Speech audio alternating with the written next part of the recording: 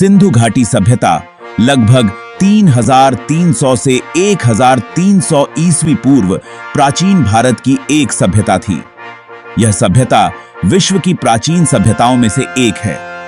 सिंधु घाटी सभ्यता दक्षिण एशिया में सिंधु नदी और प्राचीन सरस्वती नदी क्षेत्र में विस्तृत थी। इस सभ्यता को सिंधु सरस्वती सभ्यता और हड़प्पा सभ्यता के नाम से भी जाना जाता है। मैं आपका बिल्कुल टाइम खराब नहीं करूंगा, तो आप हमारा भी साथ दें। एक छोटा सा लाइक और सब्सक्राइब बटन दबाकर आगे बढ़ते हैं। इस सभ्यता का प्रारंभिक विकास लगभग 7500 से 3300 ईस्वी के बीच सिंधु और घग्गर यानी प्राचीन सरस्वती नदी के किनारे हुआ। हड़प्पा, मोहनजोदड़ो, कालीबंगा, लोथल, धोलावीरा और राखीगढ़ी इसके प्रमुख केंद्र थे। वर्ष 2014 में भिरडाना को सिंधु घाटी सभ्यता का अब तक का खोजा गया सबसे प्राचीन नगर माना गया है, जो लगभग 7500 से 6500 ईस्वी पूर्व के बीच बसा था। ब्रिटिश काल में हुई खुदाइयों के आधार पर पुरातत्ववेत्ता और इतिहासकारों का अनुमान है कि यह अत्यंत विकसित सभ्यता थी और ये शहर अनेक बार बसे और उजड़े थे। 7वीं शताब्दी में पहली बार जब लोगों ने पंजाब प्रांत में ईंटों के लिए मिट्टी की खुदाई की, तब उन्हें वहां से बनी बनाई ईंटें मिली, जिसे लोगों ने भगवान का चमत्कार माना और उनका उपयोग घर बनाने में किया। उसके बाद 1826 में चार्ल्स मैसेन ने पहली बार इस पुरानी सभ्यता को खोजा।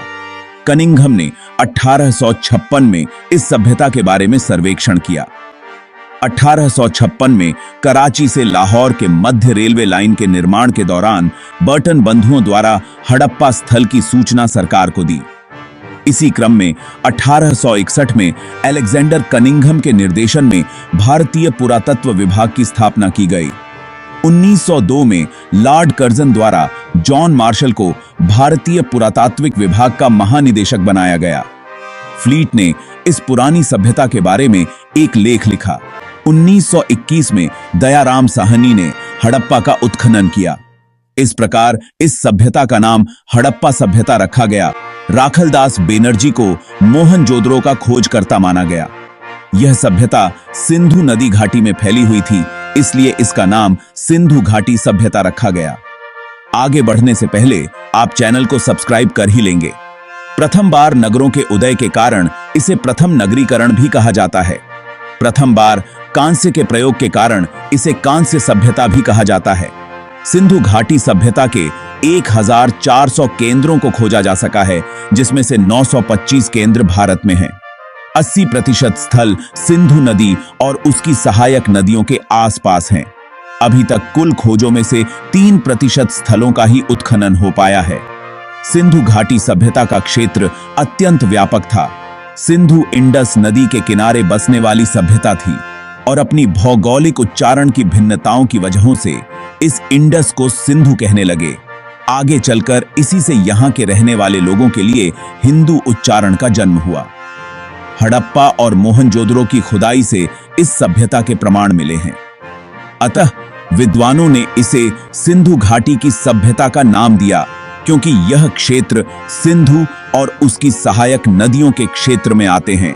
पर बाद में रोपड़, लोथल, कालीबंगा, बनावली, रंगपुर आदि क्षेत्रों में भी इस सभ्यता के अवशेष मिले, जो सिंधु और उसकी सहायक नदियों के क्षेत्र से बाहर थे। अतः कई इतिहासकार इस सभ्यता का प्रमुख केंद्र हड़प्पा होने के कारण इस सभ्यता को हड़प्पा सभ्यता नाम देना अधिक उचित समझा गया, जबकि हकीकत में इस नदी का नाम अंदुस है। सभ्यता का क्षेत्र संसार की सभी प्राचीन सभ्यताओं के क्षेत्र से अनेक गुना बड़ा और विशाल था। इस परिपक्व सभ्यता के केंद्र स्थल पंजाब तथा सिंध में था। तत्पश्चात इसका विस्तार दक्षिण और पूर्व की दिशा में हुआ।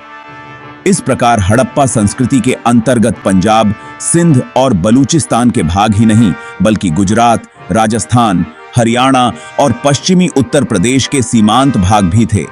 इसका फैलाव उत्तर में मांडा में चेनाब नदी के तट से लेकर दक्षिण में दयमाबाद यानी महाराष्ट्र तक और पश्चिम में बलूचिस्तान के मकरान समुद्र तट के सुतकागेन डोर पाक के सिंध प्रांत से लेकर उत्तर पूर्व में आलमगीरपुर से मेरठ और कुरुक्षेत्र तक था।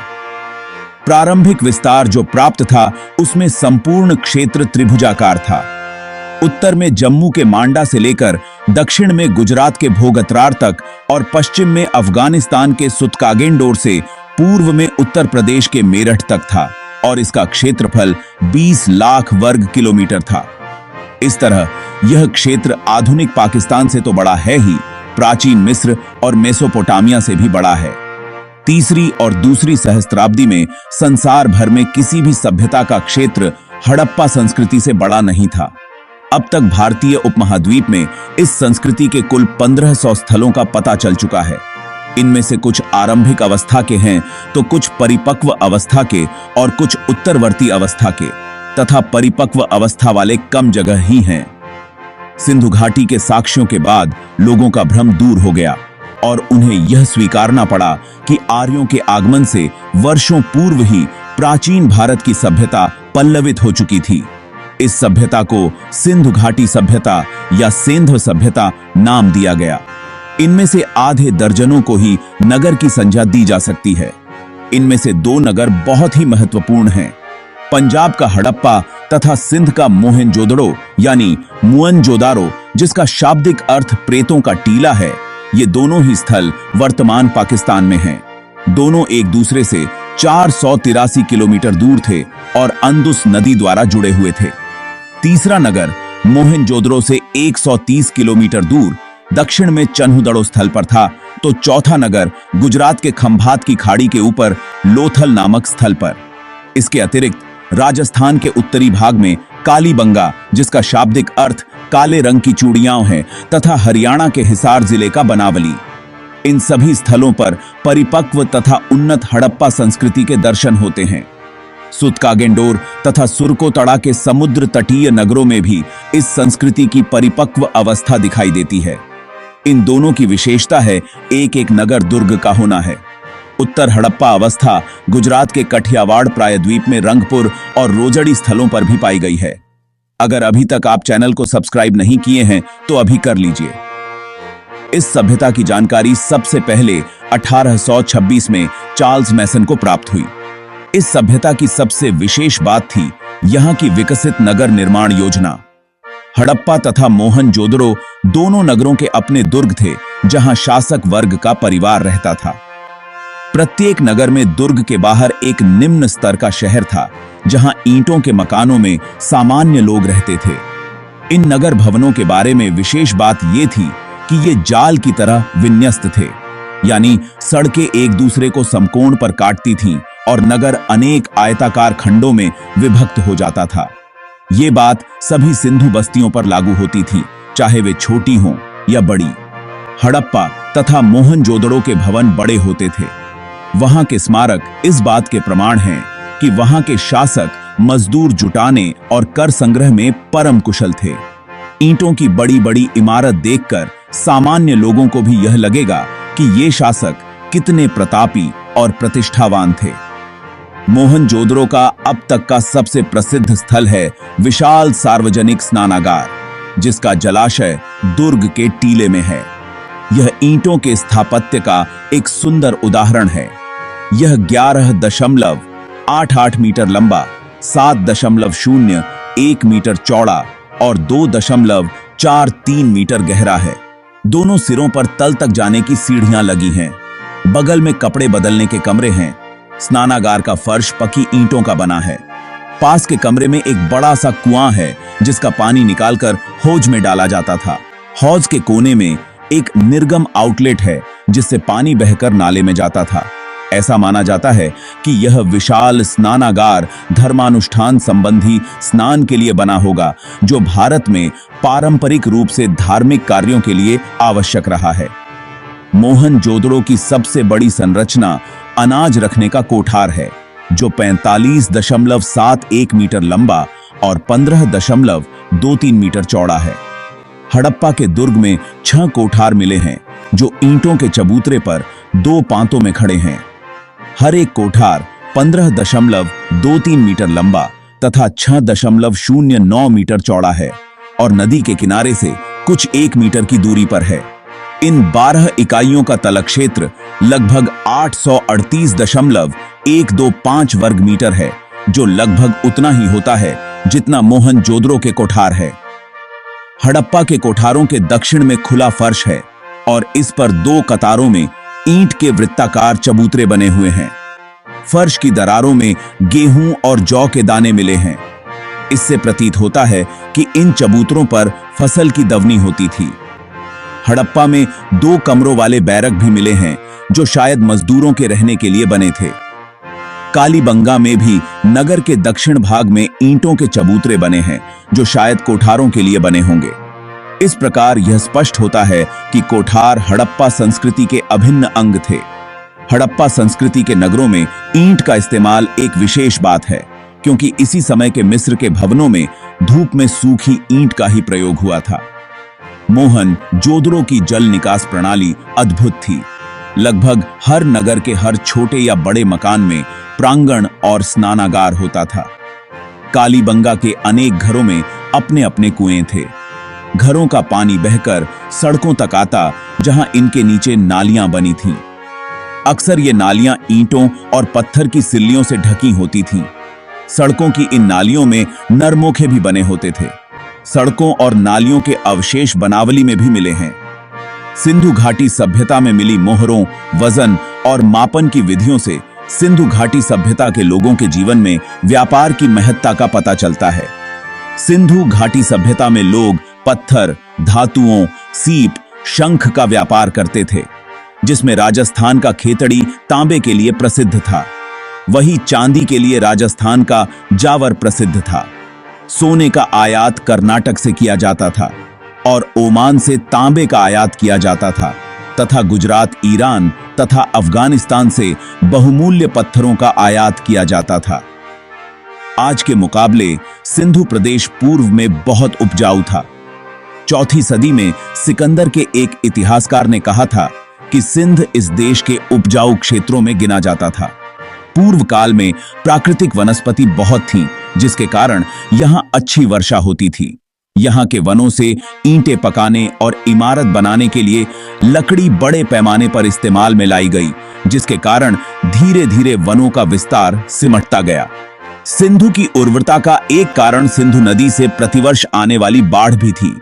गांव की रक्षा के लिए खड़ी पकी ईंट की दीवार इंगित करती है बाढ़ हर साल आती थी।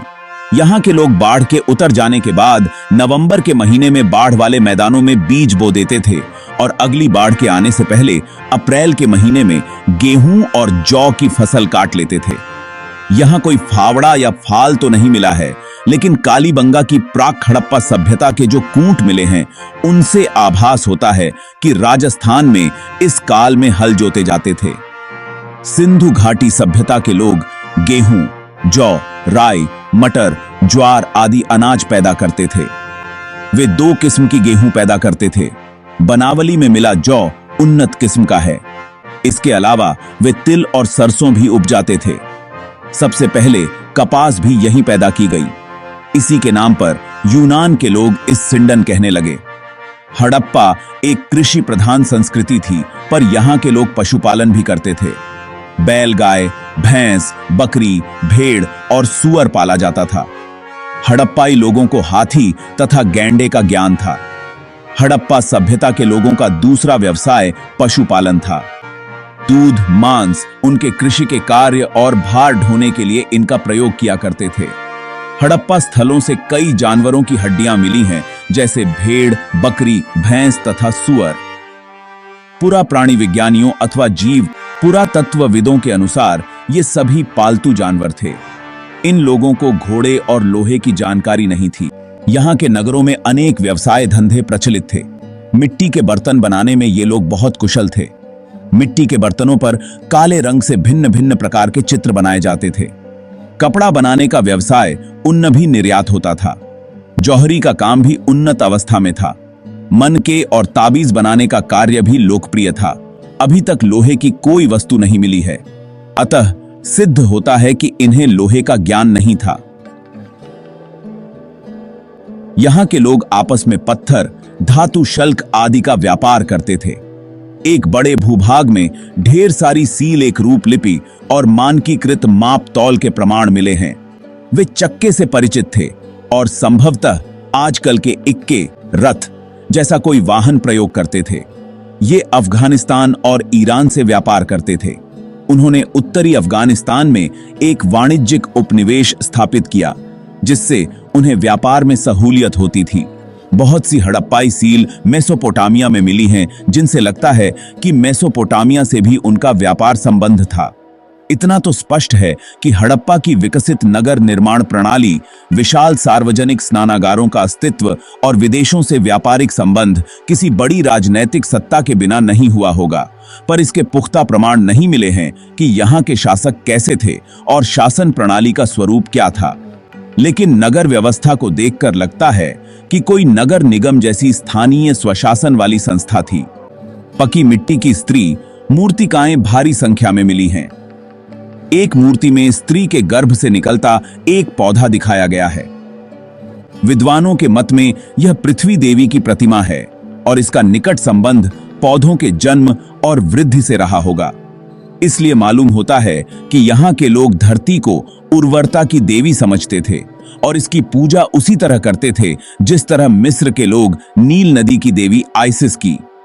लेकिन प्राचीन मिस्र की तरह यहाँ का समाज भी मात्र प्रधान था कि नहीं, यह कहना मुश्किल है। कुछ वैदिक सूत्रों में पृथ्वी माता की स्तुति है। धोलावीरा के दुर्ग में एक कुआं मिला है।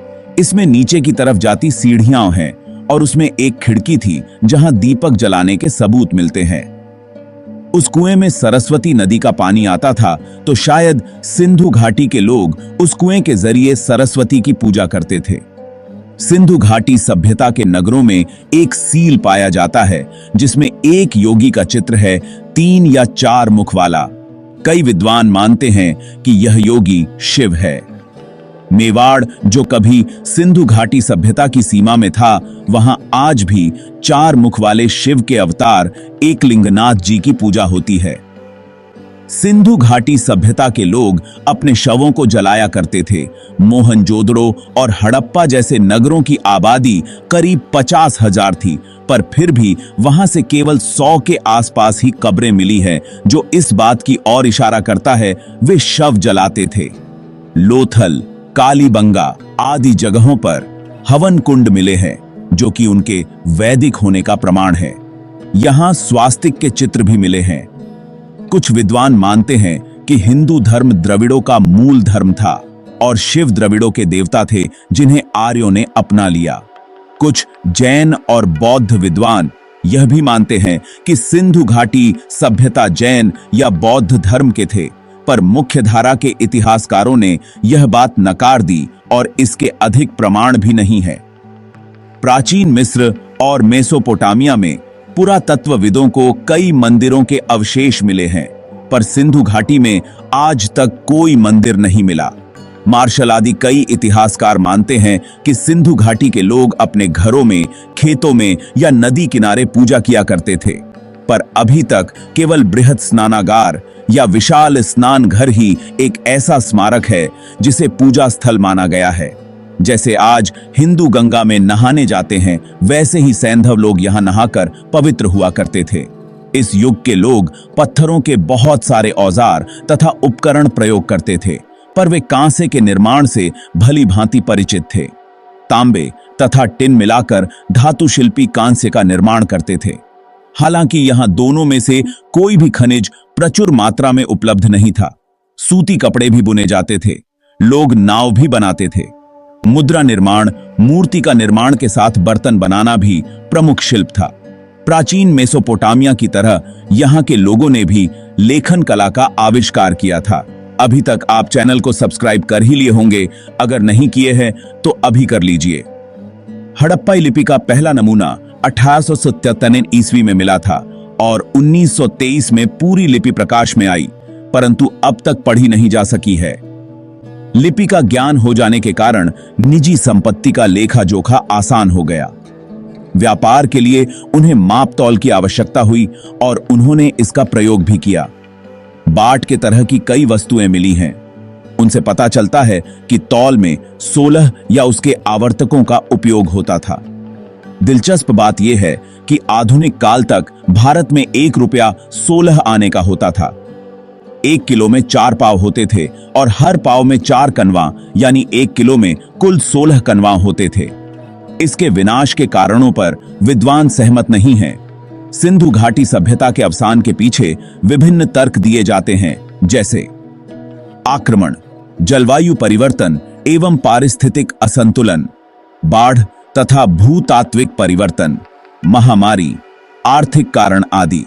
ऐसा लगता है कि इस सभ्यता के पतन का कोई एक कारण नहीं था, बल्कि विभिन्न कारणों के मेल से ऐसा हुआ, जो अलग अलग समय में या एक साथ होने की संभावना है। मोहनजोदड़ो में नगर और जल निकास की व्यवस्था से महामारी की संभावना कम लगती है। भीषण अग्निकांड के भी प्रमाण प्राप्त हुए हैं। मोहनजोदड़ो के एक कमरे से 14 नर कंकाल मिले हैं, जो आक्रमण, आगजनी, महामारी के संकेत है। अधिकांश विद्वानों के मतानुसार इस सभ्यता का अंत बाढ़ के प्रकोप से हुआ। चूंकि सिंधु घाटी सभ्यता नदियों के किनारे किनारे विकसित हुई, इसलिए बाढ़ आना स्वाभाविक था। अतः यह तर्क सर्वमान्य है। परंतु कुछ विद्वान मानते हैं केवल बाढ़ के कारण इतनी विशाल सभ्यता समाप्त नहीं हो सकती। इसलिए बाढ़ के अलावा भिन्न भिन्न कारणों का समर्थन भिन्न भिन्न विद्वान करते हैं, जैसे आग लग जाना, महामारी, बाहरी आक्रमण आदि। मोहनजोदड़ो नामक स्थल के पतन तथा वैदिक आर्यों के आगमन के बीच लगभग 300 से 400 वर्ष का काल अंतर है। फिर नवीन शोध के आधार पर यह बात पुष्ट हो चुकी है कि कब्रगाह एच नर कंकाल इस स्थल के पतन के बाद के काल के हैं। अतः जहां तक ऋग्वेद के उद्धरण का सवाल है, हमें यह ध्यान रखना चाहिए कि यह किसी एक काल की कृति नहीं है, वरन इसे बहुत बाद में लिखित रूप में दिया गया था। यह वजह कि हम माटी में व्हीलर उपयुक्त कथन से सहमत नहीं हो सकते हैं। हड़प्पा पूर्वोत्तर पाकिस्तान के पंजाब प्रांत का एक पुरातात्विक स्थल है। यह साहिवाल शहर से 20 किलोमीटर पश्चिम में रावी नदी के किनारे स्थित है। सिंधु घाटी सभ्यता के अनेकों अवशेष यहां से प्राप्त हुए हैं। कांस्य युगीन सिंधु घाटी सभ्यता को इसी शहर के नाम के कारण हड़प्पा सभ्यता भी कहा जाता है। सिंधु घाटी सभ्यता में यह सबसे पहले खोजी गई सभ्यता थी। 1921 में जब जॉन मार्शल भारत के पुरातात्विक विभाग के निर्देशक थे, तब दयाराम साहनी ने इस जगह पर सर्वप्रथम खुदाई का कार्य करवाया था। दयाराम साहनी 1921 के अलावा मार्तिमर व्हीलर ने 1946 में भी खुदाई का कार्य किया था। हड़प्पा शहर का अधिकांश भाग रेलवे लाइन निर्माण के कारण नष्ट हो गया था। इस सभ्यता से तांबे की इक्का गाड़ी, उर्वरता की देवी, कांस्य दर्पण, मछुआरे का चित्र, गरुड़ की मूर्ति, अवलोकितेश की मूर्ति साक्ष्य के रूप में मिले हैं। अगर ये वीडियो आपको अच्छी लगी है या कुछ नया सिखाया है, तो चैनल को लाइक, सब्सक्राइब और शेयर जरूर कर दीजिए। एक छोटा सा सब्सक्राइब बटन दबाकर हमें प्रेरित करें, ताकि हम और भी बेहतर और दिल से आपके लिए कंटेंट बना सकें। आपका एक सब्सक्राइब हमारे लिए बहुत मायने रखता है। धन्यवाद।